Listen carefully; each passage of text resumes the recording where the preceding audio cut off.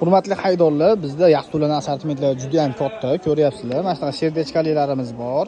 Mana bunaqa upakovkalar bo'ladi, ichida ikkita bo'ladi. Jufti 200 ming so'mdan.